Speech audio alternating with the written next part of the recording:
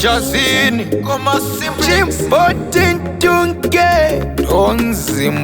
Yut ndazviona makajaidzwa kurohwa nedhuku kutadza kurerwa muchiri vaduku gezvo makungolauta wadai okay. Nezvangu unototaura kana ndafa ndiri mupenyu so Tinokumamisayi Tinokumamisayi over my dead. Nezvangu unototaura kana ndafa ndiri mupenyu so Tinokumamisayi Tinokumamisayi over my dead people. Nyika inovakwa nevene vayo, doro rinomwiwa nemwene waro, bhepi rinodyiwa nemunhu waro. Kudya bhepi rangu wakutipisa, ndikakubata ndichakumamisa, fanikishashiwa ndakutipisa.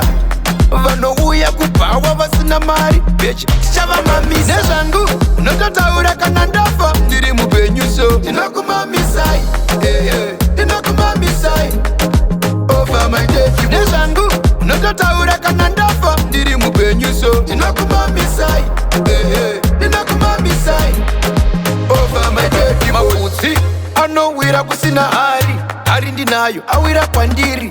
Ndichabika ndoasasika, ndogotumira vari mhiri. Wakuseka chichiri kusekesa, watsamwa chichiri kutsamwisa.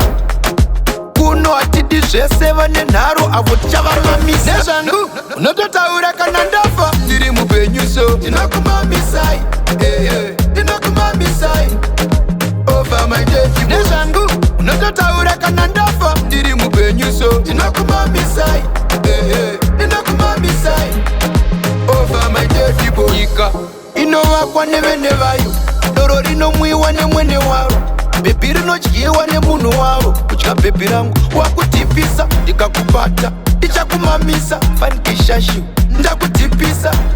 Vanouya kubhawa vasina mari, bechi tichavamamisa. Nezvangu unototaura kana ndafa ndiri mupenyu so Tinokumamisayi Tinokumamisayi over my dead. Nezvangu unototaura kana ndafa ndiri mupenyu so Tinokumamisayi